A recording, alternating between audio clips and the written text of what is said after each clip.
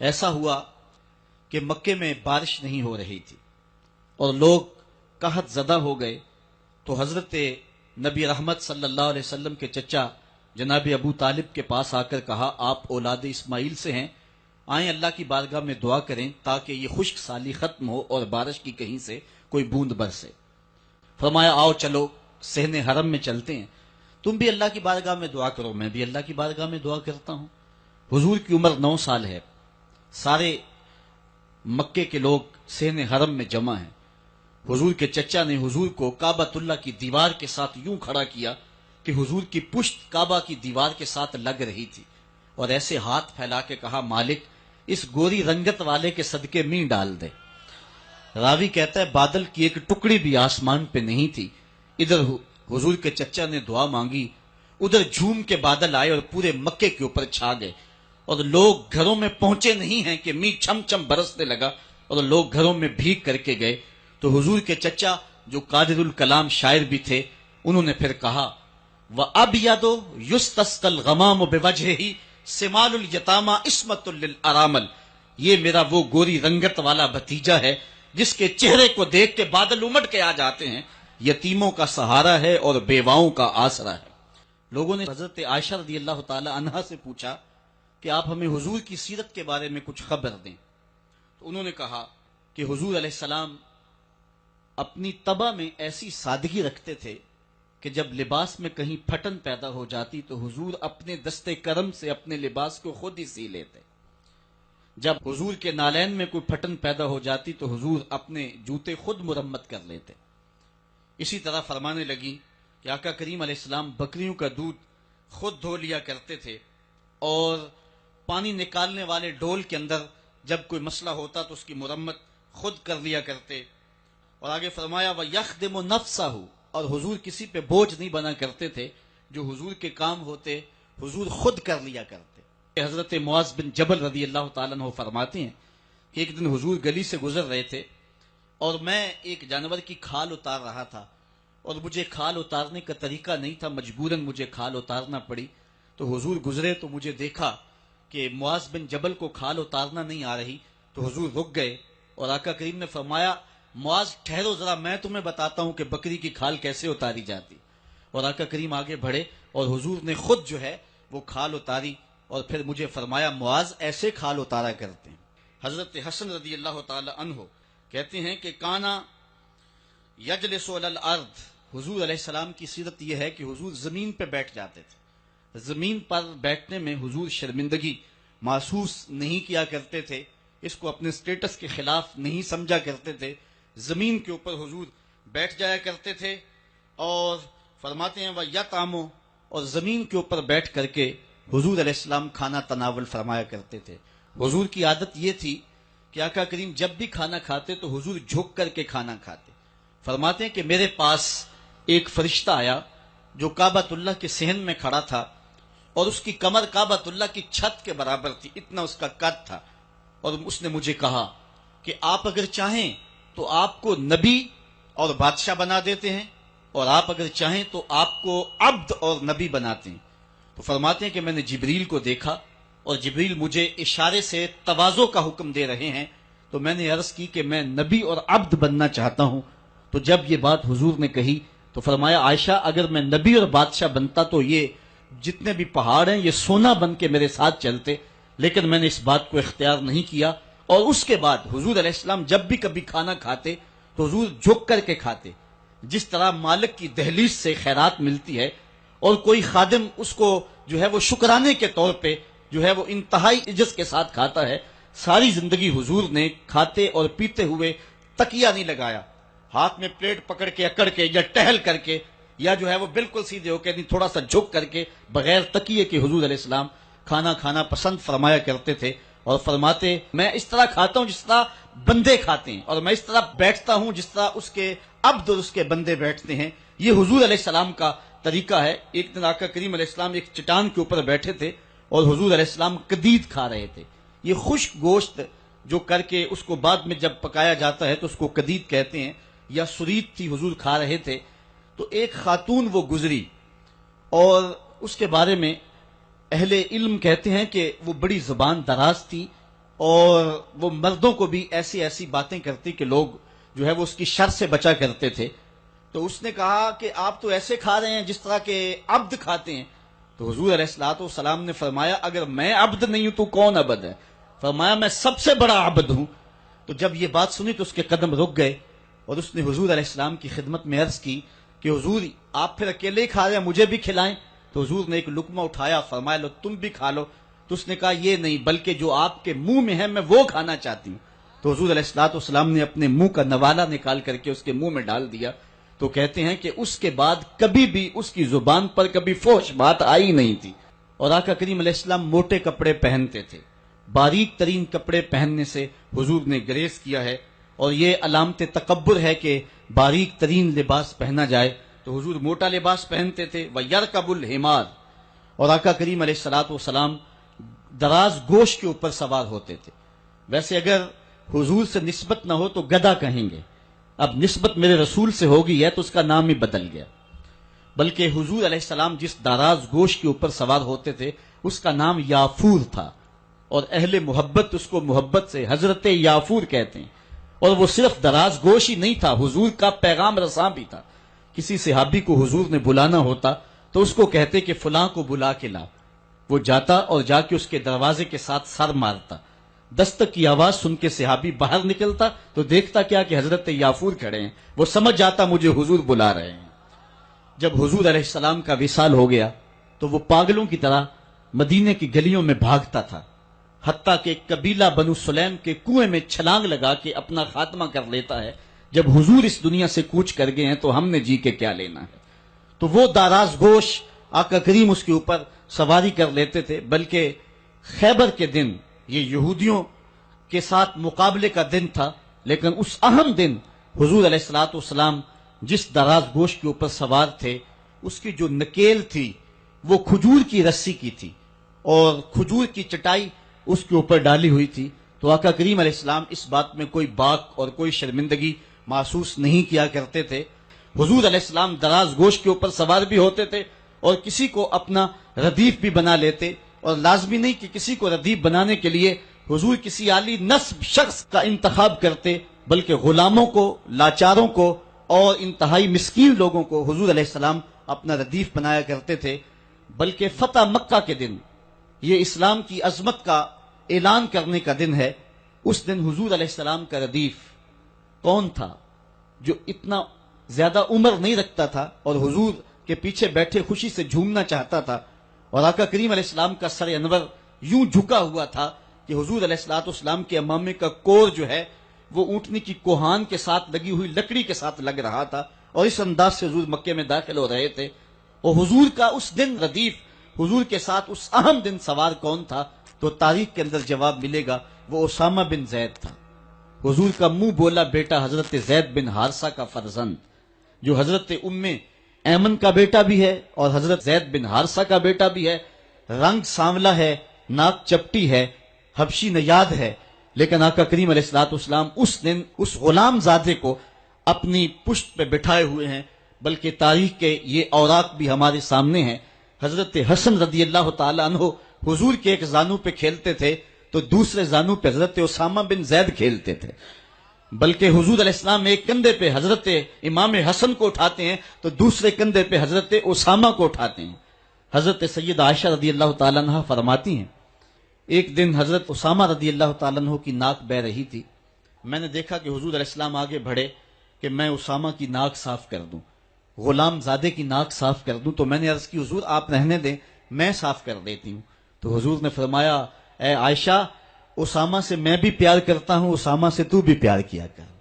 غلام زادوں کے ساتھ محبتوں کا یہ عالم اور اس انداز کے ساتھ پیار کا یہ روپ، یہ حضور علیہ السلام نے ہی سکھایا ہے اور یہ حضور کی زندگی کا ہی روپ ہے. حضرت حسن فرماتے ہیں اپنے پیچھے حضور کسی شخص کو بھی سوار کیا کرتے تھے اور پھر حضور کھانے کے بعد اپنی انگلیاں بھی چاٹ لیا کرتے تھے اور اس میں کچھ شرم محسوس نہیں فرمایا کرتے تھے. حضرت انس رضی اللہ تعالیٰ عنہ بیان فرماتے ہیں، کہتے ہیں حضور کائنات میں صورت اور سیرت کے اعتبار سے سب سے حسین تھے. حضور علیہ السلام سب سے زیادہ سخی تھے اور حضور علیہ السلام سب سے زیادہ بہادر تھے. حضور علیہ السلام کی سیرت کے حسن کو نبی رحمت کے خادم خاص انس بن مالک رضی اللہ تعالیٰ عنہ بیان فرماتے ہیں، اور یہ بات ذہن میں رکھیں، یہ وہ صحابی ہیں جن کو 10 سال حضور کی خدمت کی سعادت نصیب ہوئی۔ 8 سال کی عمر تھی کہ جب حضور مدینے میں تشریف لائے تو حضرت ام سلیم جو حضرت انس کی والدہ ہیں حضور کی خدمت میں انہیں پیش کر گئے، حضور یہ بیٹا ہے، گھر کا کام کاج کیا کرے گا، ضرورت پڑے تو اس کو کہیں بھیج لیا کرنا، یہ آپ کی نوکری کیا کرے گا۔ 10 سال حضور مدینے میں گزارے تو حضرت انس نے 10 سال حضور کی نوکری کی۔ کہتے ہیں خدمت النبی صلی اللہ علیہ وسلم 10 سنین، میں نے پورے 10 سال حضور کی نوکری کی ہے۔ حضور علیہ السلام کی عادت کریمہ یہ تھی کہ 10 سال میں ایک بار بھی ایسا نہیں ہوا کہ حضور نے مجھے کبھی جھڑکا ہو، اور کبھی یہ بھی نہیں ہوا کہ میں نے کوئی کام کیا ہو اور وہ کام درست نہ ہو، حضور کے مزاج کے خلاف ہو، تو آقا کریم نے کہا ہو کہ یہ کام کیوں کیا، اور کبھی حضور نے کسی کام کے کرنے کا کہا ہو اور میں نے نہ کیا ہو تو حضور نے کہا ہو کہ یہ کام تم نے جو ہے وہ کیوں نہیں کیا۔ حضور کبھی انس کہتے تھے، کبھی انیس کہتے تھے۔ حمزہ نامی ایک بوٹی تھی، حضرت انس کبھی پہاڑوں سے توڑ کے لاتے اور بچوں کو کھلا دیتے، تو حضور کبھی ابو حمزہ بھی کہہ دیتے، کبھی یا ذل اذنین، اے 2 کانوں والے، یوں کہہ کے بھی پکارتے۔ خادموں سے خدمت ہی لی جاتی ہے، ان کے ناز کوئی نہیں دیکھتا، لیکن حضرت انس رضی اللہ تعالیٰ عنہ کی کہانی سنیے۔ فرماتے ہیں میں بالکل بچہ تھا، ایک دن حضور نے مجھے کسی کام کے لیے بھیجنا چاہا اور فرمایا انس فلاں جگہ جاؤ، تو میں دل میں پکا ارادہ کیا کہ میں ضرور جاؤں گا، لیکن میں نے لاٹ سے کہا کہ میں نہیں جاؤں گا، لیکن دل میں عزم یہ تھا کہ میں ضرور جاؤں گا۔ کہتے ہیں کہ میں چلا گیا، راستے کے اندر بچے کھیل رہے تھے اور میں ان کی کھیل دیکھنے میں مصروف ہو گیا۔ آقا کریم علیہ الصلوۃ والسلام نے جس کام کی طرف مجھے بھیجا تھا، باوجود عزم رکھنے کے میں ادھر نہ جا سکا اور بچوں کے کھیلنے کی اس کیفیت کے اندر میں بھی لگ گیا۔ کہتے ہیں تھوڑی دیر ہوئی تو کسی نے آ کر مجھے پیچھے سے گدی سے پکڑ لیا، میں نے پلٹ کے دیکھا فائزہ ہوا رسول اللہ صلی اللہ علیہ وسلم، تو وہ اللہ کے رسول صلی اللہ علیہ وسلم تھے۔ تو آقا کریم علیہ السلام نے فرمایا کہ اے انس، میں تجھے جس کام کے لیے بھیجا ہے تم گئے نہیں ہو، تو میں نے عرض کی حضور میں بس جانے ہی لگا ہوں۔ تو اس طرح سے غلام ہو کر بھی حضور کے ساتھ یوں لاڈ اور ادائیں کر لیا کرتے تھے۔ بلکہ حضور علیہ السلام کے ایک صحابی تھے، آقا کریم علیہ السلام کے ساتھ مزاح کر لیا کرتے تھے، نام ظاہر تھا، ایک بستی کے رہنے والے تھے، وہاں سے آتے اور حضور کی خدمت کے اندر ہدیے پیش کرتے، آقا کریم شہر کی چیزیں انہیں عنایت کرتے۔ ایک دن وہ بازار میں گھاس بیچ رہے تھے، حضور پیچھے سے گئے چپکے سے اور جا کے حضور نے ان کی کولی بھر لی۔ کولی بھرنے کا مطلب یہ ہے کہ چپکے سے جا کر اس کو احساس دیے بغیر اس کی آنکھوں پہ ہاتھ رکھ لیا جائے اور یہ اسے اشارتاً کنایتاً پوچھا جائے کہ بتاؤ میں کون ہوں۔ یہ کسی کی محبت کو پرکھنے کے لیے کیا جاتا ہے کہ ہر وقت کہتے ہو کہ میں تمہارے خیال میں رہتا ہوں، اب بتاؤ میں کون ہوں۔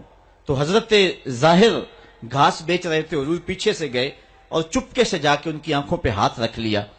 اب حضور کے ہاتھ آنکھوں پہ آئے ہوں اور پتہ نہ چلے کس کے ہاتھ آئے ہیں، اللہ اکبر، لیکن حضرت ظاہر نہیں بولتے۔ میں کہتا ہوں انہوں نے کبھی بھی نہیں بولنا تھا۔ میاں صاحب نے کیا خوب کہا کہ سفنے دے وچ ماہی ملیا تے گل وچ پا لیاں باواں تے ڈر دی ماری اکھ نہ کھولا متا پھر وچھڑ نہ جا۔ بلکہ جب انہیں یقین ہو گیا کہ میرے حضور ہیں تو انہوں نے اپنی پشت پیچھے کر کے حضور کے سینے سے جوڑ کے رگڑنا شروع کر دی۔ پھر حضور نے خود فرمایا کہ اس غلام کو کون خریدے گا؟ اس نے عرض کی حضور مجھے کس نے خریدنا، میں تو بہت سستا ہوں۔ فرمایا تو اللہ کے نزدیک بہت مہنگا ہے۔ اس طرح ایک اور صحابی کے بارے میں آتا ہے کہ وہ حضور سے مزاح کر لیا کرتا تھا، آقا کریم علیہ الصلوۃ والسلام کے لیے مختلف تحائف لا کے پیش کرتا، وہ گھی یا کوئی تیل یا بازار سے منڈی سے کوئی نیا پھل آتا تو خرید کے حضور کی خدمت میں پیش کر دیتا۔ آقا کریم اس تحفے کو قبول فرما لیتے، خود بھی کھاتے، صحابہ کو کھلاتے، اس کو دعا دیتے۔ 2-4 دن کے بعد جس سے سودا لیا ہوتا، ادھار لیا ہوتا، وہ پیسے مانگتا، بازو سے پکڑ کے حضور کی خدمت میں لے آتا، حضور یہ پرسوں ترسوں آپ نے وہ چیز نہیں کھائی تھی، وہ پھل نہیں استعمال فرمایا تھا، یہ اس کی قیمت مانگ رہا ہے۔ حضور فرماتے تو نے مجھے تحفہ نہیں دیا؟ عرض کرتا غریب آدمی ہوں، تحفہ کیسے دے سکتا ہوں، میں نے سوچا سب سے پہلے حضور ہی کھائیں گے۔ تو حضور قیمت بھی ادا کر دیتے اور خوش بھی ہوتے اور دعائیں بھی دیتے۔ تو یہ حضور کا انداز کرم ہے. حضرت ابو ہریرہ فرماتے ہیں کہ حضور ہم سے کھیل کود کر لیا کرتے تھے. میں نے ایک دن کہا یا رسول اللہ انکا تداعبنا، آپ ہم سے کھیل کود کر لیتے ہیں؟ تو حضور نے فرمایا کہ میں کھیل کود کے اندر بھی سوائے حق کے علاوہ کچھ نہیں کہتا. میں تم سے مزاح بھی کر رہا ہوتا ہوں، میری زبان پر حق اور صداقت ہی جاری رہتی ہے. تو حضرت عائشہ فرماتی ہیں میں نے حضور سے زیادہ مسکرانے والا شخص زمانے میں دیکھا ہی نہیں.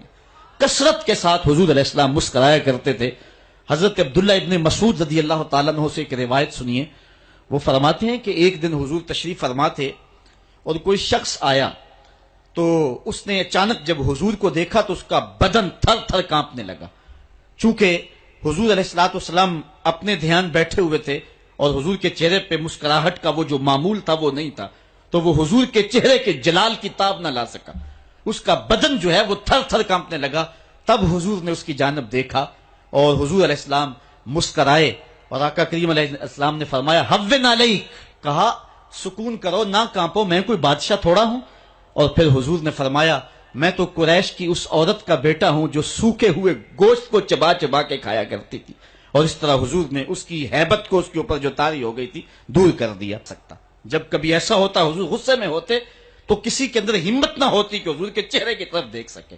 حضور کے دو ابروؤں کے درمیان ایک رگ تھی جسے رگ ہاشمیت اعلیٰ حضرت نے کہا ہے. جب غصے میں آتے تو وہ پھڑکتی اور کسی کے اندر ہمت نہ ہوتی کہ حضور کے چہرے کے جلال کو دیکھ سکے. ایک صحابی کہتے ایک دن حضور منبر پہ جلوہ فراز ہوئے. حضور نے فرمایا والذی نفسی بیدہ، مجھے قسم ہے اس رب کی جس کے قبضے میں میری جان ہے. ایسے جلال سے کہا کہ ہمارے اوپر روب طاری ہو گیا اور ہماری آنکھوں سے آنسو بہنے لگے. پھر حضور نے یہ لفظ دوسری مرتبہ کہا والذی نفسی بیدہ، مجھے قسم ہے اس رب کی جس کے قبضے میں میری جان ہے. تو صحابہ کہتے ہمارے اوپر اتنا روب اور ہیبت طاری ہوئی کہ ہم ایک دوسرے سے ٹکرانے لگے. تو حضور نے پھر تیسری مرتبہ کہا تو پھر ہمیں اپنی ہوش نہ رہی. تو راوی نے پوچھا حضور کسی بات پہ قسم اٹھایا کرتے تھے؟ تو یہ بات جو حضور نے 3 قسموں کے بعد فرمائی تھی وہ کیا بات تھی؟ تو صحابی کہتے ہیں ہوش رہا ہو تو بتائیں کیا کہا تھا. ہمیں تو ہوش ہی نہیں رہا تھا. اس لیے آقا کریم علیہ الصلوۃ والسلام جو ہیں وہ تبسم فرما کے لوگوں کی تسکین کا سامان کیا کرتے تھے. میرے امام کہتے ہیں جس کی تسکین سے روتے ہوئے ہنس پڑیں اس تبسم کی عادت پہ لاکھوں سلام. اور آقا کریم علیہ السلام کی طبیعت کی سادگی ایسی ہے کہ بعض اوقات مکے کی چھوٹی بچیاں حضور کے پاس آ جاتی اور آقا کریم کو ہاتھ سے پکڑ لیتی اور جدھر چاہتی لے جاتی. حضور کبھی ہاتھ نہیں چھڑایا کرتے تھے جب تک ان کا کام نہیں کر دیا کرتے تھے. حضرت انس روایت کرتے ہیں کہ مدینے میں ایک خاتون تھی جس کا توازن عقلی کچھ ٹھیک نہیں تھا.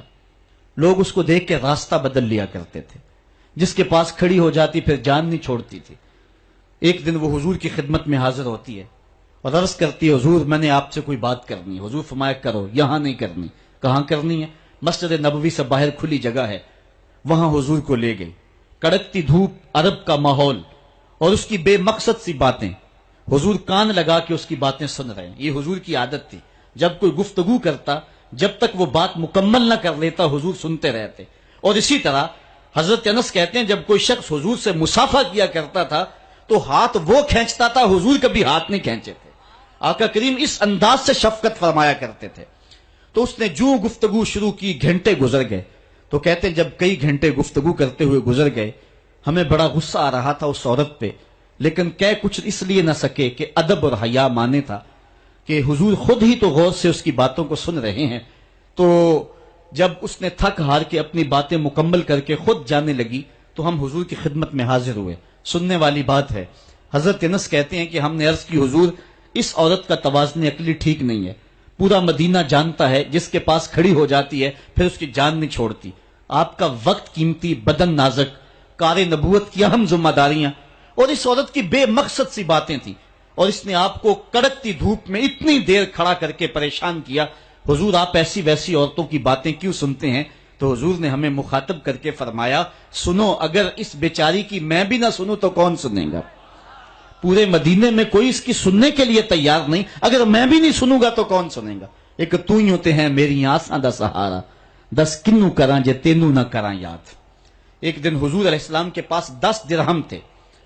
حضور ایک دکان پہ گئے اور وہاں 4 درہم کے اندر حضور نے ایک قمیض خریدی حضور نے زیب تن کی اور تشریف لائے. ایک انصاری صحابی کو قمیض پسند آ گئی. اس نے حضور کو کہا اللہ آپ کو جنت کا لباس پہنائے, یہ قمیض مجھے دے دے. حضور نے اتار کے قمیض اس کو مرحمت فرما دی. اس کے بعد حضور علیہ السلام پھر دوبارہ گئے اور 4 دراہم کی حضور نے پھر دوبارہ ایک قمیض خریدی. پھر حضور تشریف لائے تو ایک لونڈی تھی, وہ رو رہی تھی. تو آقا کریم علیہ السلام اس کو فرمایا کہ تو کیوں رو رہی ہے؟ اس نے کہا کہ مالک نے مجھے کسی کام کے لیے 2 درہم دے کر کے بھیجا تھا اور وہ درہم مجھ سے گم ہو گئے. میں اس لیے رو رہی ہوں کہ جب خالی ہاتھ جاؤں گی تو میرا مالک مجھے مارے گا. تو حضور علیہ السلام کے پاس 2 درہم بچتے تھے, تو آقا کریم نے وہ 2 درہم اس خاتون کو دے دیے. تھوڑی دیر کے بعد حضور نے دیکھا تو وہ پھر رو رہی تھی. تو حضور نے فرمایا کہ تو اب کیوں رو رہی ہے؟ اس نے کہا کہ دیر کی وجہ سے میرا آقا مجھ کو سختی کرے گا کہ اتنی دیر سے کیوں پہنچی ہو, تو میں اس لیے گھر جاتے ہوئے ڈرتی ہوں. تو حضور نے فرمایا چلو میں تمہیں تمہارے گھر چھوڑ کے آتا ہوں. آقا کریم علیہ الصلوۃ والسلام اس کنیز کے ساتھ اس کے آقا کے دروازے پر پہنچے. اور آقا کریم کی عادت یہ تھی جب کسی کے دروازے پر جاتے تو 3 مرتبہ بلند آواز سے السلام علیکم بھی کہتے اور دستک بھی دیتے. تو حضور نے کہا السلام علیکم, اندر سے کوئی جواب نہ آیا. حضور نے پھر دوسری مرتبہ فرمایا السلام علیکم, تو اندر سے پھر جواب نہ آیا. تو تیسری مرتبہ حضور نے پھر کہا السلام علیکم, تو اندر سے وعلیکم السلام کا جواب آیا. انہوں نے فوراً دروازہ کھول دیا اور کہا کہ ہمارے مقدر کہ آپ ہمارے گھر تشریف لائے. حضور کیسے جو ہے وہ آنا ہوا؟ تو حضور علیہ السلام نے فرمایا پہلے یہ بتاؤ, میں نے 3 مرتبہ کہا السلام علیکم, تم نے پہلی 2 مرتبہ جواب نہیں دیا. تو انہوں نے عرض کیا کہ ہم نے قصداً خاموشی اختیار کی اس لالچ میں کہ حضور بار بار ہمیں سلامتی کی دعا دیتے رہیں. السلام علیکم تمہارے اوپر سلامتی ہو, السلام علیکم تمہارے اوپر سلامتی ہو. اور حضور نے فرمایا کہ اس لونڈی کی دیر کی وجہ سے میں اس کے ساتھ تمہارے تک اس کو پہنچانے آیا ہوں. تو انہوں نے حضور کے ان غلاموں نے کہا ہیا حرۃ لوجہ اللہ, حضور آپ اس کے ساتھ آئے ہیں, اللہ کی رضا کے لیے ہم لونڈی کو آزاد کرتے ہیں. ایک شخص نے یورپ میں اسلام قبول کیا تو اسے پوچھا گیا کہ اسلام کی کس قدر نے تجھے متاثر کیا ہے؟ تو وہ کہنے لگا کہ سیرت کا صرف ایک واقعہ میری ہدایت کا سبب بن گیا. وہ کون سا واقعہ تھا جو تیرے لیے رہنمائی کا سبب بنا؟ اس نے کہا حضور کی مجلس لگی ہے, لوگوں کا ہجوم ہے, ایک آدمی اٹھ کے کھڑا ہوتا ہے حضور میرا بیٹا 2-3 دن سے گم ہے, مل نہیں رہا, آپ دعا کر دیں وہ مجھے مل جائے. قبل اس سے کہ حضور دعا کے لیے ہاتھ اٹھاتے اور اس کا بیٹا مل جاتا اور دعا باب اجابت تک پہنچتی. ایک دوسرا شخص جو دیر سے آیا تھا وہ دروازے پہ کھڑا ہو گیا, عرض گزار ہوا حضور میں اس کے بچے کو شکل سے پہچانتا ہوں, فلاں باغ میں بچوں کے ساتھ ابھی میں نے کھیلتے ہوئے دیکھا ہے. باپ نے جب سنا تو دوڑ لگا دی, 3 دن سے بچھڑا ہوا تھا, بیٹے ملنے کی خبر اس کو تڑپا گئی. حضور علیہ الصلوۃ والسلام نے فرمایا سے بلایا گیا. فرمایا بہت جلد ہے؟ جی حضور آپ جانتے ہیں کہ ایک باپ کے جذبات کیا ہوتے ہیں, بیٹا بچھڑا ہے, 3 دن گزر رہے ہیں, الگ تڑپ رہا ہوں, اس کی ماں بے چین ہے, 3 دن سے کچھ کھایا نہیں کچھ پیا نہیں, میں چاہتا ہوں بہت جلد جا کے اپنی آنکھوں کو ٹھنڈا کروں اور اس کی ممتا تک اس کے بیٹے کو بھی پہنچاؤں تاکہ اس کے دکھوں کو بھی قرار ملے. فرمایا ضرور جاؤ, تمہارے جذبات سے اچھی طرح آگاہ ہوں, لیکن تمہیں بلانے کا بھی ایک مقصد تھا, اور وہ یہ کہ جب تم اس باغ کے کنارے جاؤ اور بچوں کے ساتھ بچے کو کھیلتا ہوا دیکھو تو اس کو بیٹا کہہ کے آواز نہ دینا, بلکہ جو نام رکھا ہے اس نام سے پکارنا. عرض کی حضور میرا بیٹا ہے, اگر بیٹا کہہ کے پکاروں گا تو حرج بھی کیا ہے؟ فرمایا تم 3 دنوں سے بچھڑے ہو, تمہارے لہجے میں بلا کی مٹھاس ہوگی اور تم نہیں جانتے, ہو سکتا ہے کھیلنے والوں میں کوئی یتیم بچہ بھی کھیل رہا ہو, اور جب تم اپنے بیٹے کو بیٹا کہہ کے پکارو گے تو اس کا کلیجہ کٹ جائے گا, آج میرا باپ ہوتا تو مجھے بھی بیٹا کہہ کے پکارتا. فرمایا یہ شوق گھر جا کے پورا کر لینا, لیکن جب بچے اکٹھے کھیل رہے ہوں تو وہاں اپنے بیٹے کو بیٹا کہہ کے نہیں اس کے نام سے پکار. ام المومنین سیدہ عائشہ رضی اللہ تعالی فرماتی ہیں ایک دن میں پانی پی رہی تھی کہ حضور گھر میں تشریف لے آئے, مجھے دور سے دیکھ کر کے کہا عائشہ ذرا تھوڑا سا پانی میرے لیے بھی چھوڑنا. تو کہتی ہیں میں نے پانی چھوڑ دیا, حضور قریب آئے, میرے ہاتھ سے آپ خورا لیا, پانی پینے لگے تو پھر رک گئے اور پھر میری جانب دیکھ کے مسکرائے اور فرمایا عائشہ ذرا بتانا تم نے ہونٹ کہاں رکھ کے پانی پیا تھا؟ حضرت ابو ہریرہ رضی اللہ تعالیٰ عنہ فرماتے ہیں حضور علیہ السلام کی 5300 سے زائد احادیث کے راوی ہیں۔ حضرت ابو ہریرہ قبیلہ دوس سے تعلق رکھتے ہیں، باپ انتقال کر گئے ہیں، ساری زندگی حضور کے نام پہ گزار دیے۔ حضرت ابو ہریرہ خدمت حدیث میں ایسے مشغول رہے کہ شادی کرنے کی فرصت بھی نہیں پائی، بلا تعین اوقات حضور سے درس حیات، درس زندگی، درس دین لیتے تھے۔ یہ صفہ کے چبوترے پہ بیٹھ کے حضور سے تعلیم حاصل کرنے والے اسلام کی پہلی درس گاہ کے طالب علم ہیں۔ جنگل سے لکڑیاں کاٹ کے لاتے، بیچتے اور پیٹ کی آگ بجھاتے۔ کبھی حضور کے گھر سے لنگر آ جاتا، کبھی فاقے بھی کاٹتے، کبھی کوئی صحابی ان کی دعوت کرتا اور یوں کام چل جاتا۔ کہتے ہیں ایک دن کھائے پیے ہوئے کافی دن گزر گئے اور حالت یہ تھی کہ کمر بھی سیدھی نہیں ہو رہی تھی۔ جنگل سے لکڑیاں کاٹ کے لاؤں اور بازار میں بیچوں، یہ بھی طاقت نہیں تھی۔ حضور کے گھر سے بھی اس دن کچھ نہ آیا اور کسی نے دعوت بھی نہ کی، اور حضور علیہ الصلوۃ والسلام کی تعلیمات یہ تھی کہ سوال نہیں کرنا۔ اب میں کسی سے سوال کروں مجھے یہ بھی گوارا نہیں تھا، ادھر بھوک کمر بھی سیدھا نہیں ہونے دیتی تھی۔ کہتے ہیں میں نے ہیلا کیا اور مسجد نبوی کے ایک ایسے زاویے پہ بیٹھ گیا جہاں سے لوگوں کا گزر ہوتا تھا۔ میرا مقصد یہ تھا کوئی گزرتا ہوا شخص میرے چہرے کو پڑھ لے گا اور کھانے کی دعوت دے گا، لیکن جو بھی آتا سلام لے کے گزر جاتا۔ کسی نے میرے اندر اترنے کی زحمت گوارا نہ کی۔ وہ کیا کسی نے کہا تھا، ہستی پلکوں کے نیچے غم بھی پلتے ہیں، مگر کون دیکھتا ہے اتنی گہرائی میں۔ جب لوگ گزرتے رہے اور کسی نے میرا پوچھا نہ، تو میں نے سوچا کہ تھوڑا سا ہیلا اور کرنا چاہیے، جو کوئی آئے میں اس سے ہم کلام ہوں، میری گفتگو کے دوران وہ میرے اندر اترنے کی کوشش کرے گا۔ کہتے ہیں حضرت عمر رضی اللہ تعالیٰ عنہ آ گئے، میں نے ان سے قرآن مجید کی ایک آیت پوچھی۔ میرا مقصد یہ تھا یہ آیت بتائیں گے، اس دوران میرے سے ہم کلام ہوں گے، میرے لہجے کی ٹوٹ پھٹن سے جان جائیں گے میرا مسئلہ کیا ہے۔ لیکن وہ شاید جلدی میں تھے، انہوں نے آیت بتائی اور چلے گئے۔ میں پھر منتظر ہو گیا تو حضرت صدیق اکبر آ گئے رضی اللہ تعالیٰ عنہ۔ میں نے ان سے کوئی مسئلہ شرعی پوچھ لیا، میرا مسئلہ یہ تھا کہ وہ مسئلہ بتائیں گے، اس دوران میرے مسئلے تک پہنچ جائیں گے، لیکن وہ بھی شاید جلدی میں تھے، انہوں نے مسئلہ بتایا اور چلے گئے۔ میں سوچا میرا مسئلہ تو حل نہ ہوا، اب میں منتظر تھا کہ اب کون آئے گا، تو ایک جانب سے روشنی اٹھی اور دل و قلب و نگاہ کا مرشد اولین آ گیا۔ حضور تشریف لے آئے، میں نے حضور سے بھی کوئی مسئلہ ہی دریافت کر لیا۔ آقا نے میری جانب غور سے دیکھا، پھر زیر لب مسکرا کے بولے، ابو ہریرہ بھوک لگی ہوئی ہے؟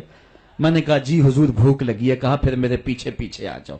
آگے روایت آپ نے علماء سے سنی ہے، حضور نے گھر والوں سے کہا کچھ ہے؟ انہوں نے کہا ہاں جی دودھ کا ایک پیالہ ہے۔ فرمایا ابو ہریرہ؟ میں نے کہا جی حضور۔ کہا صفہ کے چبوترے پہ جو بیٹھے ان کو بھی بلا لاؤ۔ صرف ابو ہریرہ ہی ہر ویلے پاس نہیں رہتا، اور بھی ہر ویلے پاس رہتے ہیں، ان کا بھی خیال ہے حضور کو۔ تو کہتے ہیں دودھ کا ایک پیالہ، اور میں گیا تو 70 لوگ تھے، حضور کا حکم تھا بلا لایا۔ حضور نے میرے ہاتھ میں دودھ کا پیالہ دیا اور کہا دائیں سے شروع ہو جاؤ۔ میں نے ایک شخص کو دودھ دیا اور دودھ پہ نظر رکھی، اس نے جی بھر کے پیا، لیکن دودھ ختم نہ ہوا۔ دل کو تسلی ہو گئی، دوسرے کو، تیسرے کو، 70 آدمی دودھ پی گئے۔ دودھ کا پیالہ بھرے کا بھرا، لگتا یہ تھا اللہ نے دودھ کے پیالے کا تعلق کوثر کی نہر سے جوڑ دیا۔ جب 70 آدمی پی گئے، اعلی حضرت کا اسلوب بھی دیکھیے، بریلی سے آواز آ رہی ہے، کیوں جناب ابو ہریرہ کیسا تھا وہ جام شیر جس سے 70 صاحبوں کا دودھ سے منہ پھر گیا؟ کہا ابو ہریرہ کون باقی؟ عرض کی حضور ایک میں باقی، ایک آپ باقی۔ فرمایا کہ ابو ہریرہ تم پیو۔ کہتے ہیں میں نے پیا، سیراب ہو کے پیا۔ حضور نے فرمایا اور پیو، میں نے اور پیا۔ پھر فرمایا اور پیو، میں نے اور پیا، رج گیا۔ تو حضور نے فرمایا ابو ہریرہ اور پیو۔ میں نے کہا مجھے قسم اس رب کی جس نے آپ کو حق کے ساتھ مبعوث کیا ہے، میرے میں ایک قطرے کی گنجائش بھی نہیں ہے۔ تو حضور نے میرے ہاتھ سے پیالہ لیا اور خود نوش جاں کر لیا۔ دو جہاں کا سردار ہے، 71 آدمیوں کا جوٹا پی رہا ہے۔ ایک شخص نے حضور علیہ الصلوۃ والسلام سے وعدہ کیا کہ آپ یہاں رکیں اور میں ابھی آتا ہوں، تو آقا کریم علیہ الصلوۃ والسلام اس کے انتظار میں وہاں رکے۔ 3 دن گزر گئے اور وہ نہ آیا، چونکہ حضور وعدہ کر چکے تھے کہ میں تیرے آنے تک یہاں رہوں گا۔ تیسرے دن اس کو جا کے یاد آیا تو وہ واپس پلٹا، تو آقا کریم نے جواب میں صرف اتنی بات کہی، آپ نے فرمایا یا فتح قد شککت علیہ، اے نوجوان تو نے تو مجھ کو مشقت میں ڈال دیا۔ حضرت عمر رضی اللہ تعالیٰ عنہ روایت کرتے ہیں کہ زید بن سعنہ نامی ایک یہودی تھا جس کو حضور نے قرض دینا تھا۔ تو کہتے ہیں کہ ایک دن حضور علیہ السلام کی خدمت میں ایک شخص حاضر ہوا جس کا نام زید بن سعنہ ہے اور یہودی ہے، اور اس نے حضور علیہ السلام سے قرض کا تقاضا کیا، لیکن تقاضا اتنے سخت انداز سے کیا کہ اس نے حضور علیہ الصلوۃ والسلام کی قمیص کو پکڑ کے کھینچا بھی۔ تو حضرت عمر رضی اللہ تعالیٰ عنہ نے جب دیکھا تو بڑے گھور کے اس کی جانب دیکھا اور اس کو پیچھے ہٹاتے ہوئے کہا کہ تجھے شرم نہیں آ رہی کہ اللہ کے رسول کے ساتھ کیسے سلوک کر رہا ہے اور میں تیرے سامنے موجود ہوں؟ تو حضرت نبی رحمت صلی اللہ علیہ وسلم نے حضرت عمر کو کہا، عمر مجھے تجھ سے اس بات کی توقع نہیں تھی۔ ذرا غور کیجئے حضور علیہ السلام کی اس سیرت کے انداز کو۔ ایک شخص آ رہا ہے اور حضور سے سختی کر رہا ہے، ابھی حضور کو قرض لٹانے کی جو تاریخ ہے اس میں بھی 4 دن باقی رہتے ہیں اور وہ ناجائز سختی کر رہا ہے۔ حضرت عمر رضی اللہ تعالیٰ عنہ نے جب اس کو گھورا اور سختی کی تو حضور علیہ السلام نے فرمایا، عمر مجھے تیرے سے اس بات کی توقع نہیں تھی، تمہارا کام تو یہ تھا کہ مجھے حسن ادا کی تلقین کرتے کہ اچھے انداز سے قرض واپس کرو، اور اس کو جو ہے وہ نرمی کی تلقین کرتے، اور پھر آقا کریم علیہ السلام نے فرمایا اس کا قرض ادا کر دو، اور اے عمر جو تم نے اس کو گھورا ہے اس کے بدلے میں 20 وسق زیادہ کھجوریں بھی تم اس کو دو گے۔ ایک شخص حضور کی خدمت میں حاضر ہوا اور اس نے سوال کیا، 2 پہاڑوں کے درمیان جتنی جگہ ہوتی ہے اتنی بکریاں تھیں حضور کے پاس، حضور نے ساری اس کو عطا کر دی۔ وہ واپس جا کے اپنی قوم سے کہنے لگا کہ محمد عربی ایسا شخص ہے، اتنا عطا کرتا ہے کہ پھر کمی کا شائبہ ہی باقی نہیں رہتا ہے۔ مولا کائنات فرماتے تھے جب جنگ کی بھٹی گرم ہوتی تو ہم دیکھتے کہ سب سے آگے بڑھ کر حملہ کرنے والے محمد عربی ہی ہوا کرتے تھے، اور ہم حضور علیہ السلام کی اوٹ میں ہوا کرتے تھے۔ آقا کریم علیہ السلام نے اپنی زندگی میں اپنی تلوار سے اور اپنے نیزے سے جو ہے وہ کسی کو قتل نہیں کیا ہے، صرف ابی بن خلف وہ بد نصیب شخص تھا جس نے کہا تھا کہ میں نے گھوڑا رکھا ہے جس کو 16 رتن مکئی کے دانے روز ڈالتا ہوں، اور اس گھوڑے کے اوپر سوار ہو کے میں آؤں گا اور اے محمد معاذ اللہ آپ کو شہید کر دوں گا۔ تو حضور علیہ السلام نے فرمایا اللہ نے چاہا تو میں تجھے قتل کروں گا۔ اور پھر غزوہ احد کے موقع پہ جب وہ آیا کہنے لگا کہ میرا راستہ چھوڑ دو، اور پھر وہ گھوڑا لے کر کے آگے بڑھا، صحابہ آگے بڑھنے لگے تو حضور نے فرمایا پیچھے ہٹ جاؤ۔ حضرت حارث بن سما سے حضور نے چھوٹا سا نیزہ لیا اور آگے بڑھ کے اللہ کے محبوب علیہ السلام نے اس کے گلے کے قریب اس کا ہلکا سا کچوکا دیا، اور چھوٹا سا زخم اس کی گردن پہ لگا تو وہ بھاگتا تھا اور چیختا تھا اور کہتا تھا کہ قاتلنی محمد نے مجھے قتل کر دیا ہے۔ لشکر والوں نے کہا ابی بن خلف عجیب بات ہے، ایک چھوٹا سا زخم ہے اور تو اتنا شور ڈال رہا ہے۔ اس نے کہا تم نہیں جانتے ہو کہ مجھے کتنی اس کی تکلیف ہو رہی ہے، اگر میری اس تکلیف کو پورے لشکر میں بانٹ دیا جائے تو سارا لشکر مر جائے، جو تکلیف مجھے محمد کی اس ضرب سے پہنچی ہے۔ اس نے کہا مجھے محمد نے کہا تھا کہ تجھے میں قتل کروں گا، اس نے تو پھر مجھے نیزہ مارا ہے، مجھے یقین ہے کہ اگر وہ میری جانب غصے سے تھوک بھی دیتا میں پھر بھی نہ بچ سکتا۔ حضرت نبی رحمت صلی اللہ علیہ وسلم غزوہ حنین کے موقع پہ آپ دیکھیں سفید خچر کے اوپر سوار ہیں اور ایک پہاڑی درے میں کافر گھات لگائے بیٹھے تھے۔ جب اچانک انہوں نے تیر اندازی کی تو لشکر اسلام میں بھگدڑ مچ گئی۔ اس وقت حضور تھے جو خچر کو آگے بڑھا رہے تھے، حضرت عباس رضی اللہ تعالیٰ عنہ رکاب تھامے تھے اور آقا کریم کہہ رہے تھے انا نبی لا کذب انا ابن عبد المطلب، میں نبی ہوں اس میں کوئی جھوٹ نہیں، میں عبد المطلب کا بیٹا ہوں۔ تو حضور علیہ السلام کا یہ انداز کہ جب میدان کے اندر بھگدڑ مچی ہے تو سب سے آگے بڑھ کر کے کفار پر حملہ کرنے والے سفید خچر کے اوپر مصطفیٰ ہیں۔ علماء نے حضور کی بہادری کے اس قصے کو بیان کرتے ہوئے فرمایا جنگوں میں خچر کا سفید ہونا، ایک تو خچر کا ہونا بہادری پہ دلیل ہے اس لیے کہ گھوڑے رکھے جاتے ہیں کہ بھاگنا آسان ہو، اور دوسرا مٹیالے رنگ کے جو ہیں وہ جانوروں کی سواری کی جاتی ہے، یہ فوج کی وردی کا رنگ مٹیالہ، اس کی حکمت بھی یہ ہے۔ لیکن آقا کریم علیہ الصلوۃ والسلام سفید خچر پہ جو ہے وہ سوار تھے۔ حضور اتنے شجاع تھے، اتنے بہادر تھے، میدان میں بھاگنے کے لیے نہیں آتے تھے بلکہ حضور کفر کے چھکے چھڑانے کے لیے میدان میں داخل ہوا کرتے تھے۔